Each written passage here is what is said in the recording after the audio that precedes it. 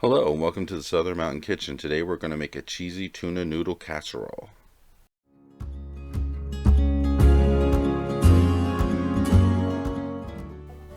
So to start with, we're using something called cheesy tuna pasta skillet dinner. It's okay by itself. It needs some help, so we're going to help it. You're going to start with 1.5 cups of boiling water, as the recipe on the box calls for. To this, you're going to add 3 tablespoons of margarine.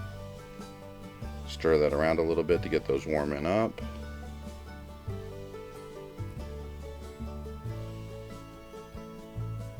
To this, you're going to add the flavor packet, which I would assume is supposed to be a cheesy sauce. The noodles are going to be added from the box.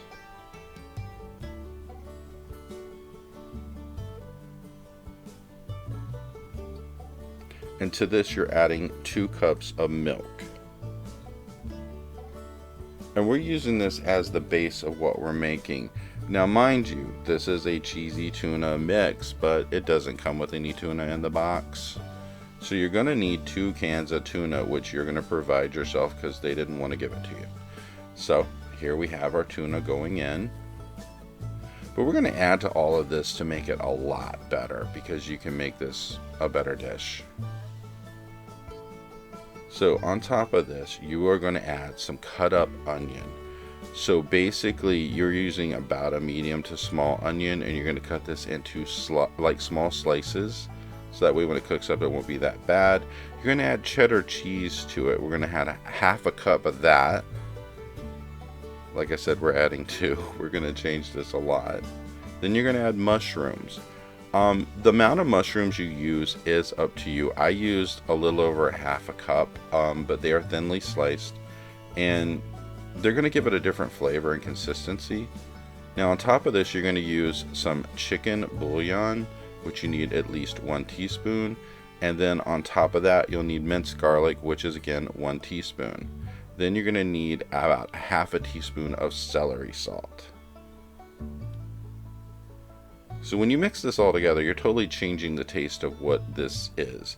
It will be a tuna taste, however, it won't be overridden by fishy flavor. It'll actually have a lot of taste of cheese and other things into it. That's going to give it a taste that's a little bit more likable. When I made this the first time, I loved it, and I didn't know if I'd like it or not, but it really did work for me. So you're going to need a dish that you can put into the oven to cook this in. I would go for something larger. Spray it with some cooking oil to make sure that you don't stick to the sides, so the spray will basically help you wash up later. Once you had everything mixed through your bowl, you're going to pour it into this. And yes, it will be very wet when you pour it in, but this will cook in as it goes, because the noodles will absorb a lot of the moisture, but also as it sits, when it's cooling down later, you will actually have it thicken up on its own.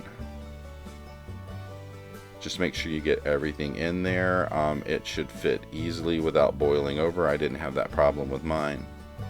Now, distribute everything, because sometimes when you pour things in, they don't always go where they're supposed to.